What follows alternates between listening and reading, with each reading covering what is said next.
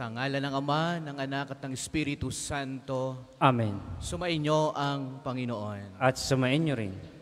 Atin pong itaas sa Panginoong Diyos at sa tulong at panalangin ni Padre Pio ang mga biyayang ating hinihiling ngayon.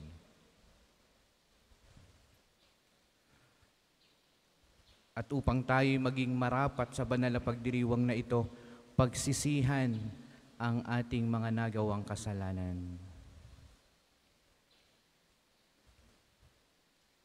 Inaamin ko Sa makapangyarihang Diyos at sa inyo mga kapatid, na lubha akong nagkasala sa isip, sa salita at sa gawa at sa aking pagkukulang. Kaya ay sinasamo ko sa mahal ni Birheng Maria, sa lahat ng mga anghel at mga banal, at sa inyo mga kapatid, na ako'y ipanalangin sa Panginoong ating Diyos. kaawaan tayo ng makapangyarihang Diyos, patawarin tayo sa ating mga kasalanan at patnubayan tayo sa buhay na walang hanggan. Amen.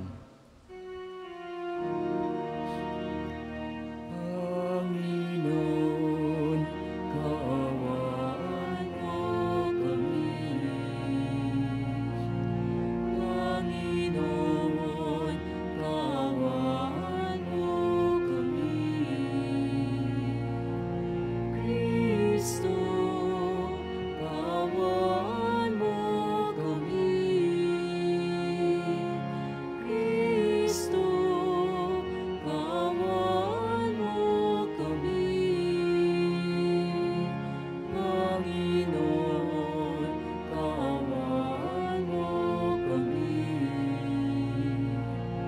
Panginoon, kaawaan mo kami.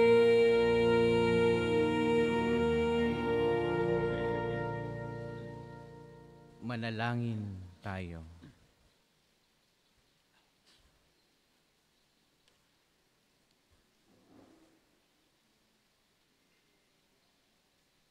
Ama naming makapangyarihan, maisalob nawa naming palagian ang magaling sa Espiritu ng kabanalan upang sa salita at gaway aming magampanan ang lahat ng iyong mga kinalulugdan sa pamagitan ni Kristo kasama ng Espiritu Santo magpasawalang hanggan. Amen.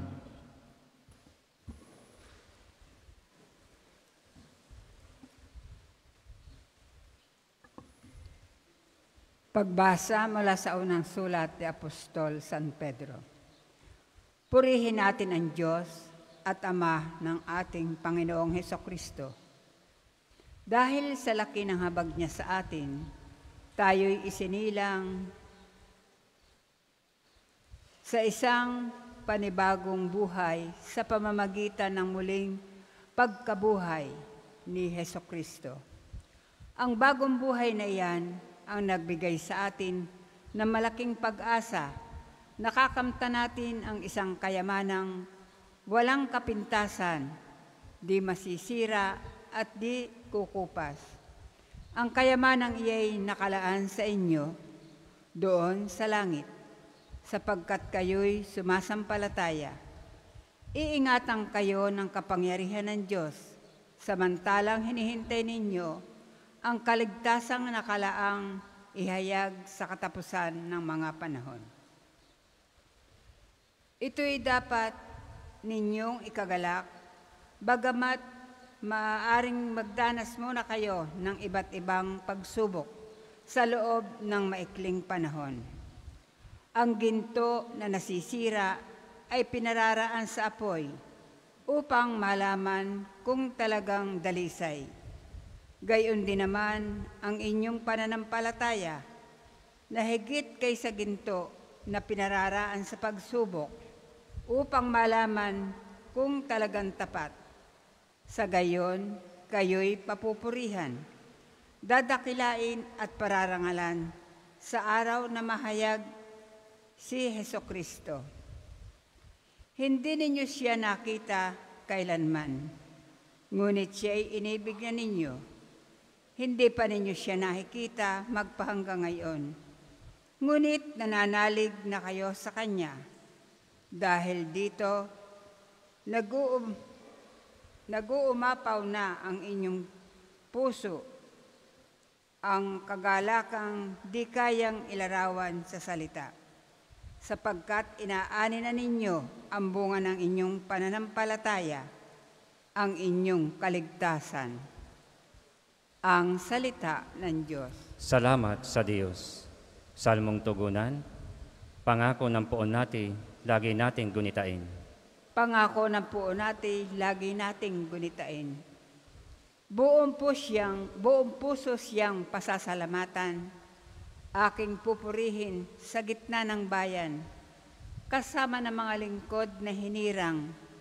Napakadakila ang gawa ng Diyos, pinananabikan ng lahat ng lingkod. Pangako ng poon natin, lagi nating gunitain. Sa may pagkatakot, pagkaisagana, pangako ng poon ay hindi nasisira. Ipinadama sa inyo sa mga hinirang ang kapangyarihan niyang tinataglay na ibigay niya lupa ng dayuhan. Pangako ng poon natin, lagi nating gunitain. Kaligtas ay dulot sa mga hinirang, may ipinangakong walang hanggang tipan. Banal at dakila ang kanyang pangalan at pupurihin pa magpakailanman. Pangako ng poon natin, lagi nating gunitain. Magsitayo po lahat.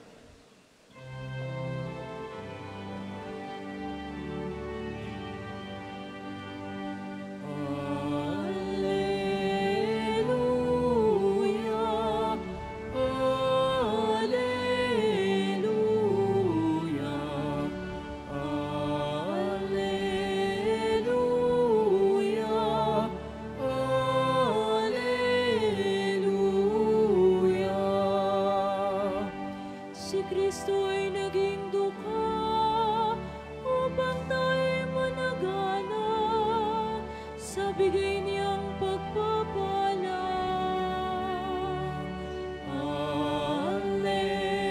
Alleluia, Alleluia,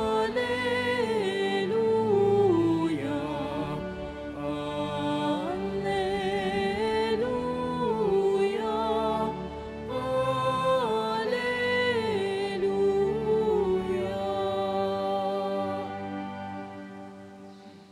Sumainyo ang Panginoon. At sumainyo rin.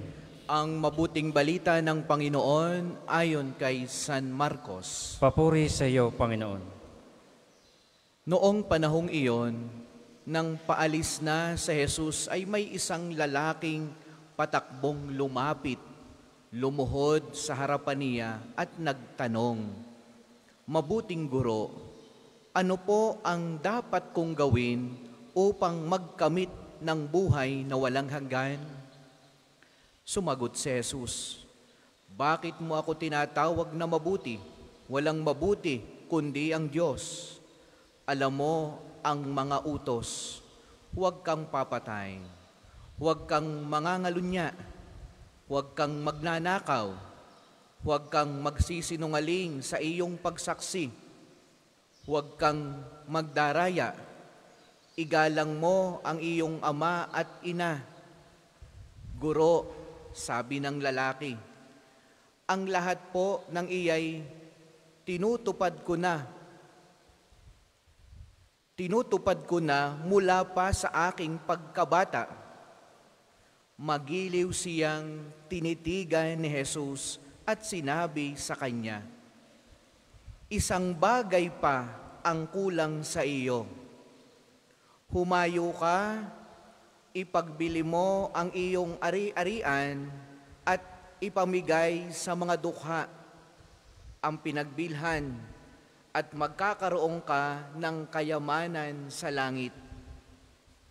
Pagkatapos, bumalik ka at sumunod sa akin." Namanglaw ang lalaki nang marinig ito at malungkot na umalis, sapagkat siya'y napakayaman. Tiningnan ni Jesus ang mga nasa paligid niya at sinabi sa kanyang mga alagad, "Napakahirap mapabilang ang mayayaman sa mga pinaghaharian ng Diyos." Nagtaka ang mga alagad sa panalitang ito. Muling sinabi ni Jesus, "Mga anak, Talagang napakahirap mapabilang sa mga pinaghaharian ng Diyos. Madali pang makaraan ang kamelyo sa butas ng karayom kaysa pasakop sa paghahari ng Diyos ang isang mayaman. Lalong nagtaka ang mga alagad kaya't sila'y nagtanungan kung gayoy sino ang maliligtas. Tinitigan sila ni Jesus at sinabi sa kanya, hindi ito magagawa ng tao, ngunit hindi mahirap sa Diyos. Magagawa ng Diyos ang lahat ng bagay. Mga minamahal na mga kapatid, ang mabuting balita ng Panginoon. Pinupuri ka namin, Panginoong Jesucristo. Magandang umaga po sa inyong lahat. Atin munang palakpakan, purihin ang ating Panginoong Diyos, mga minamahal na mga kapatid. Ganon din ang ating minamahal na patron, Santo Padre Pio. Palakpakan natin si Padre Pio. Muli sa inyo pong lahat, lagi kayong welcome sa parokya at pambansang dambana ni Padre Pio. Napakaganda ng tagpo na ating napakinggan sa mabuting balita. Isang binata na mayaman at mabuting binata ang nagtanong kay Jesus, papaano makarating sa langit? No?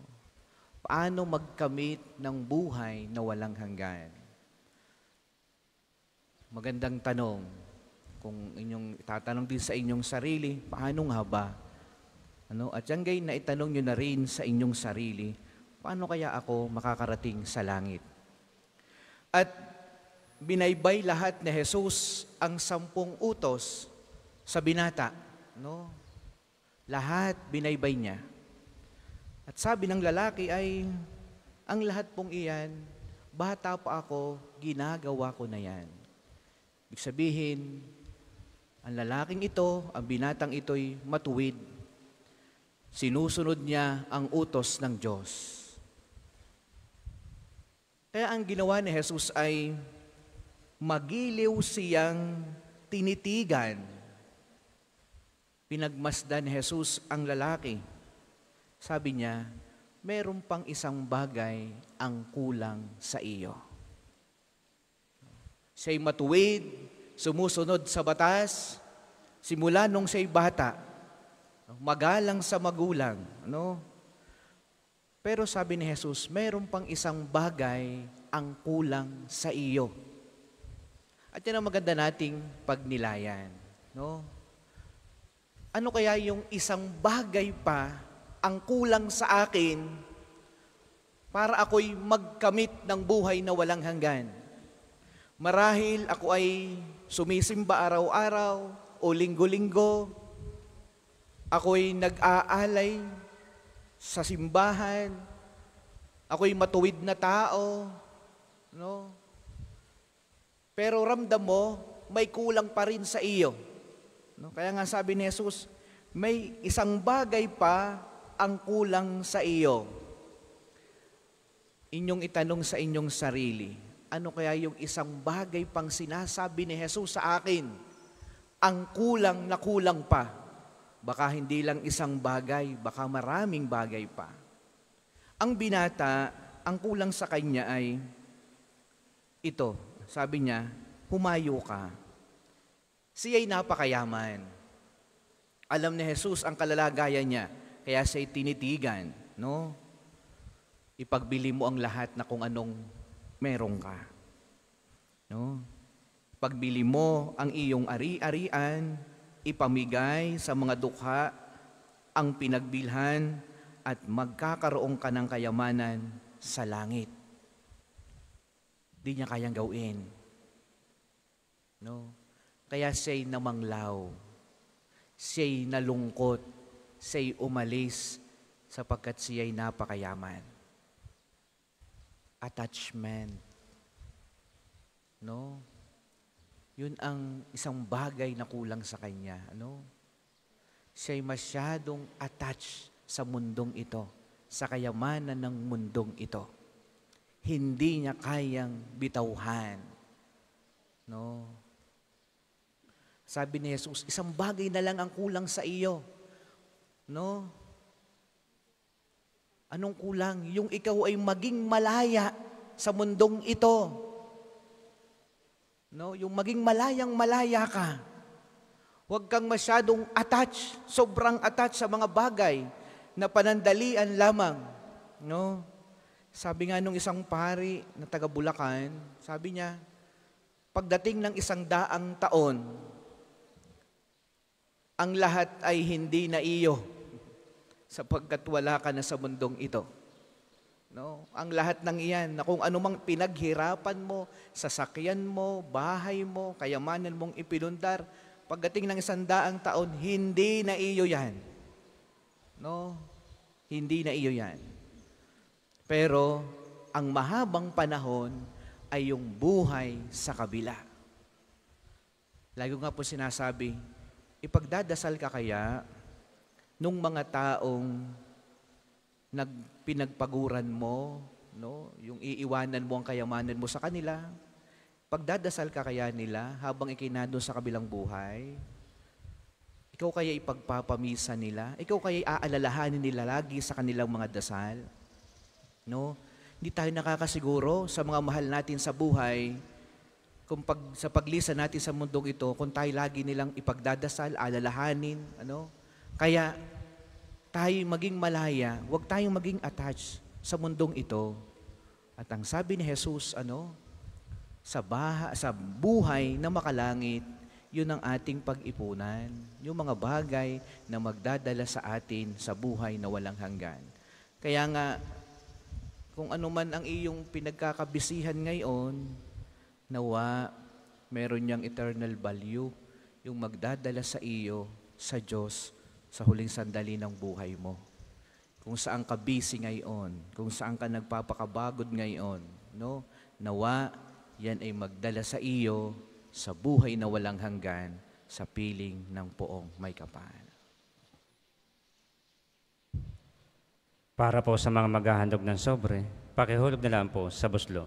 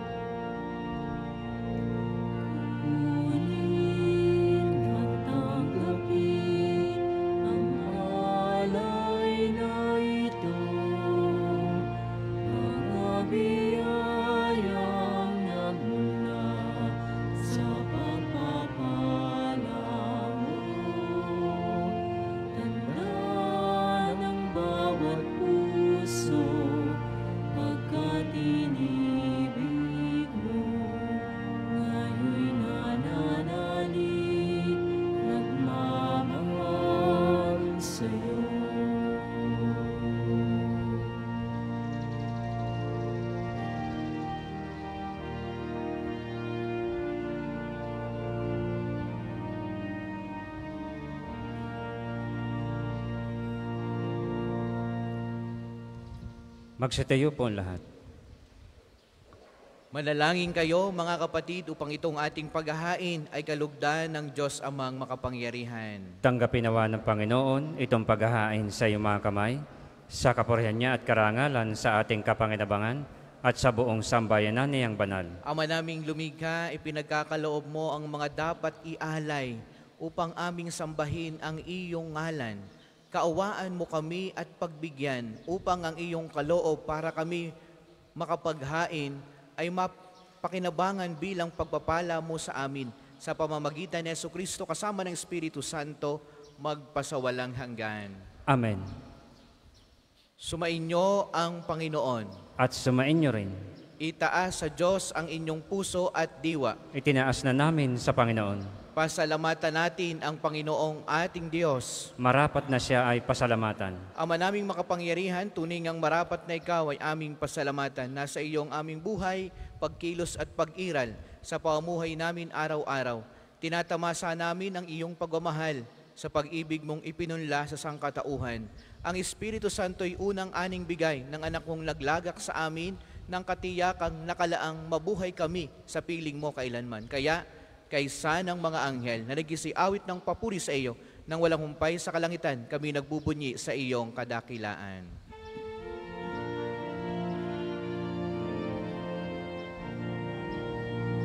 Santo, Santo, Santo, Panginoong Diyos ng mga hukbo, napupuno ang langit at lupa ng kadakilan mo. Hosana, Hosana sa kaitaasan, pinagpalang na paririto sa ngalan ng Panginoon. Hosana, Hosana sa kaitaasan.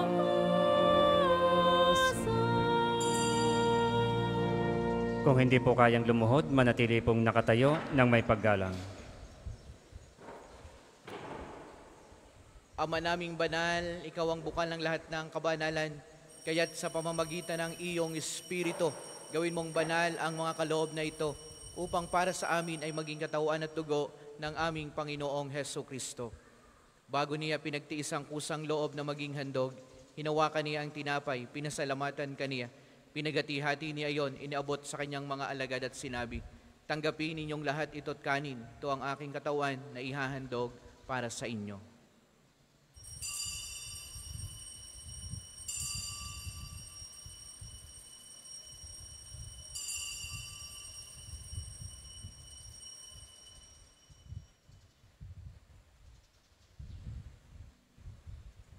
Gayon din naman noong matapos ang hapunan, hinawakan niya ang kalis, muli kaniyang pinasalamatan.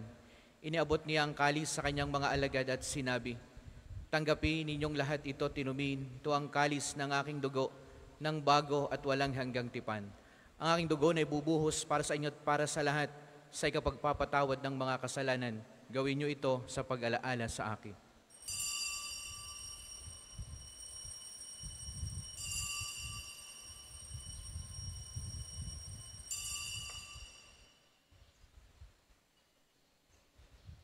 Ipagbunyi natin ang misteryo ng pananampalataya. Si Kristo'y namatay, si Kristo ay nabuhay, si Kristo'y babalik sa wakas ng panahon. Ama, ginagawa namin ngayon ang pag-alaala sa pagkamatay at muling pagabuhay ng iyong anak.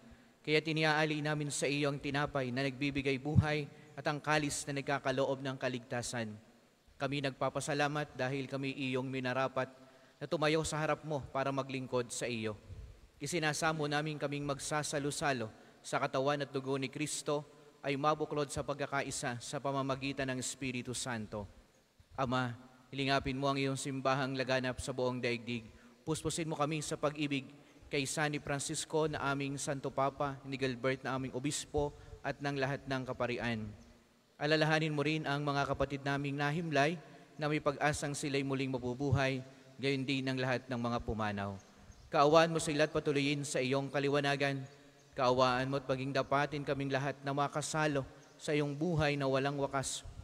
Kaisa ng mahal na Birheng Maria na ina ng Diyos, ni San Jose ng kanyang kalinisinang esposo, kaisa ng mga apostol at ng lahat ng mga banal na namuhay din sa daigdig ng kalugod-lugod sa iyo. May pagdiwang nawa namin ang pagpupuri sa ikararangal mo sa pamamagitan ng iyong anak na aming Panginoong Heso Kristo. Sa pamamagitan ni Kristo, kasama niya at sa Kanya, ang lahat ng parangal at papuri ay sa iyo, Diyos amang makapangyarihan, kasama ng Espiritu Santo, magpasawalang hanggan. Amen, amen, amen. Awitin natin ang Ama namin.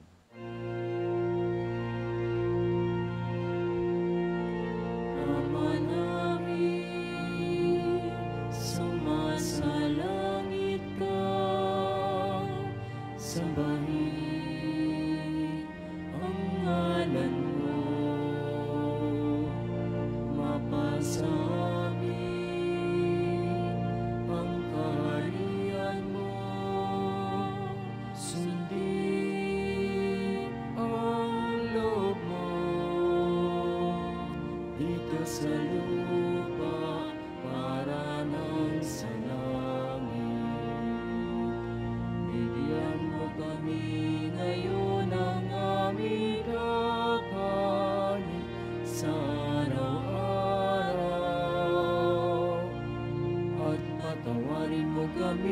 sa aming mga sala, para ng pagpapatawad namin sa nakakasala sa amin. At huwag mo kami ipahintulot sa tukso, at ihadya mo kami sa lahat ng masama. Hinihiling namin kami ay adjust sa lahat ng masama pagkalooban ng kapayapaan araw-araw. Iligtas sa kasalanan at ilayo sa lahat ng kapahamakan, samantalang aming pinananabikan ng dakilang araw ng pagkapahayag ng tagapagligtas naming si Hesu Kristo. Sapagkat iyo ang kaharian at ang kapangyarihan at ang kapurihan magpakailanman. Amen.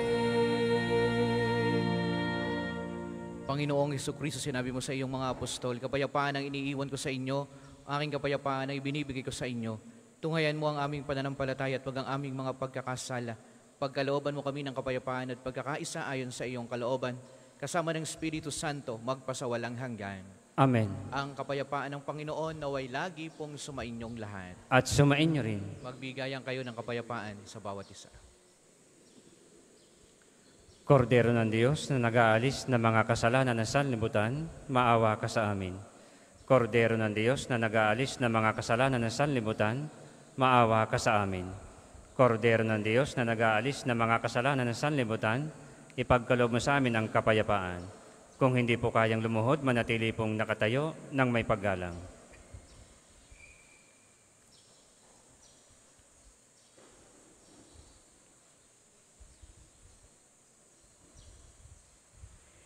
Ito ang kordero ng Diyos, ito ang nag-aalis ng kasalanan ng sanlibutan. Mapalad ang mga inaanyayahan sa kanyang banal na piging.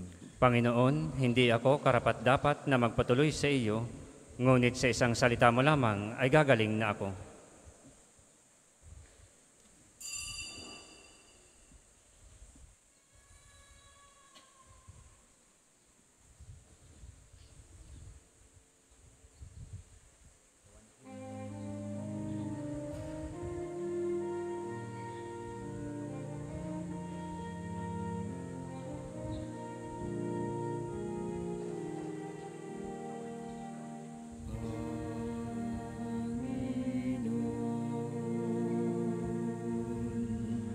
Turuan mo akong maging bukas palad. Turuan mo akong maglingkod sa iyo, na magbigay ng ayon sa nararapat,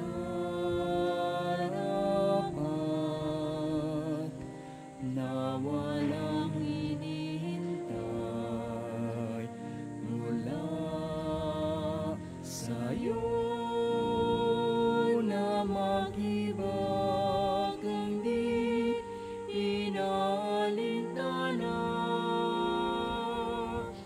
mga hirap na dinaranas sa tuwin ay magsumikap na hindi humahanap ng kapalit ng kaginhawahan, na di naghihintay kundi ang aking mabatid, na ang loob mo'y siyang sinusundan.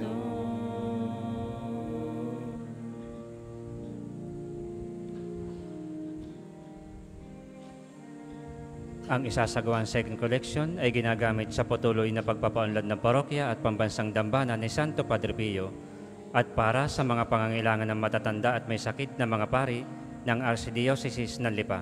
Salamat po sa inyong handog.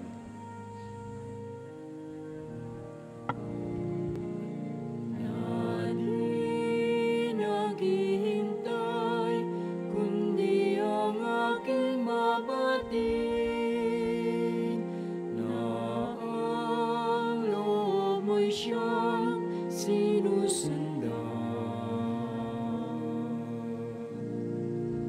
Panginoon, turuan mo akong maging bukas palad. Turuan mo akong maglingkod sa iyo, na magbigay ng ayon sa nararapat, na walang inihintay mula sa'yo.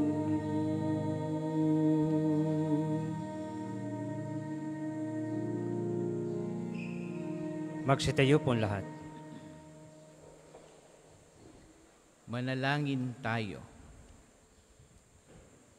Ama naming mapagmahal, kaming iyong pinapakinabang sa iyong kaawaan upang ang aming pinagsaluhan ay magdulot ng aming pakikilahok sa iyong buhay na hindi matatapos. Iniluluhog namin ito sa pamagitan ni Jesucristo kasama ng Espiritu Santo magpasawalang hanggan. Amen. Panalangin ng pagtitiwala kay Santo Padre Pio. Padre Pio, taga Pietrelcina, mongheng banal, pintakasing santo ng milenyong kasalukuyan, gabay namin sa pagtahak sa landasing makalangit, takbuhan sa pangangailangan, huwaran ng pagtitiis. Sa iyo namin inilalapit aming mga kagipitan, sa iyo po ibinibilin kalusugan at kabuhayan, banggitin ng tahimik ang mga personal na kahilingan.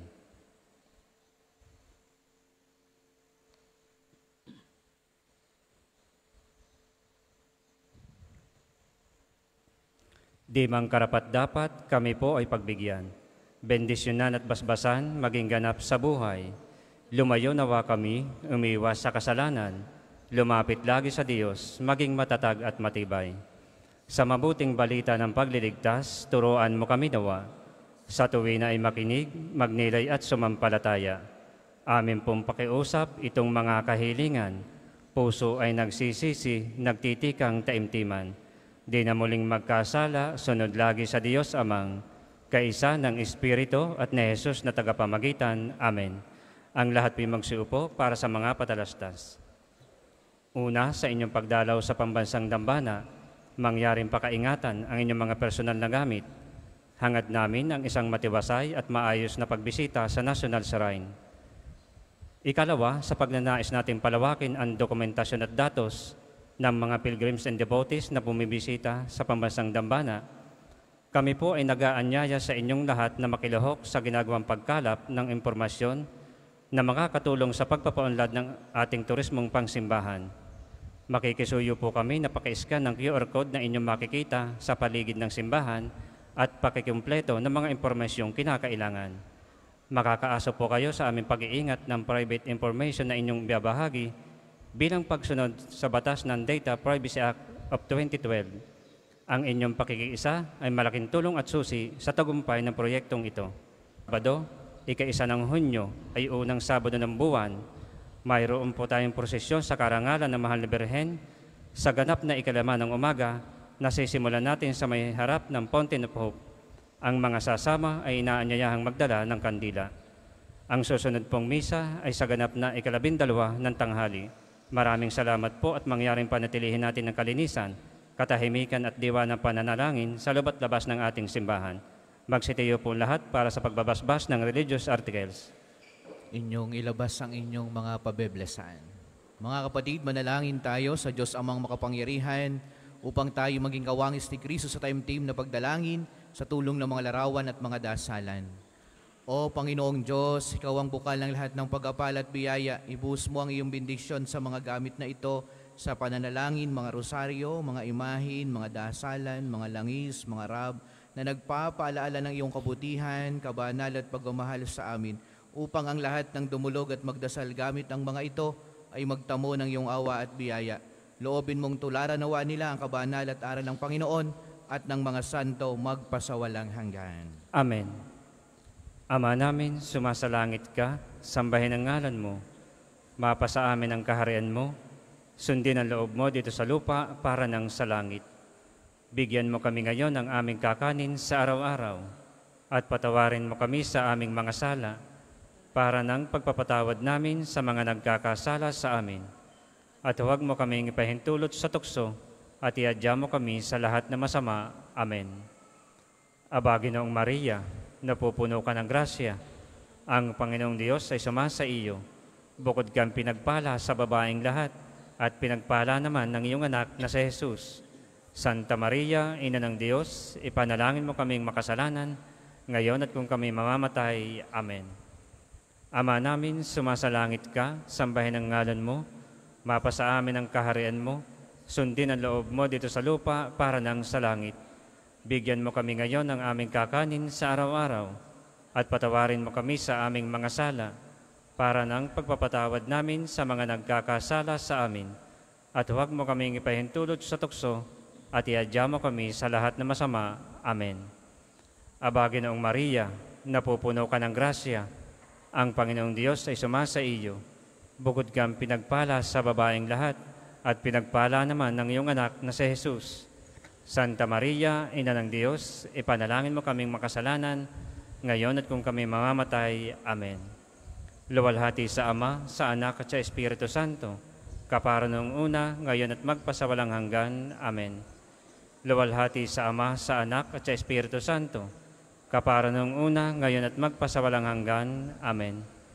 Luwalhati sa Ama, sa Anak at sa Espiritu Santo, kapara noong una, ngayon at magpasawalang hanggan. Amen. Sumainyo ang Panginoon. At sumainyo rin. At pagpalaing kayong lahat ng makapangyarihang Diyos, ang Ama, ang Anak at ang Espiritu Santo. Amen. Ang banal na misa ay naialay na humayo kayong lagi sa pag-ibig ni Kristo. Salamat sa Diyos. Tayo at ipahayag Kanyang pagkaling at habag, sa buhay, pag-ibig at katarungan, tanda ng Kanyang kaharian.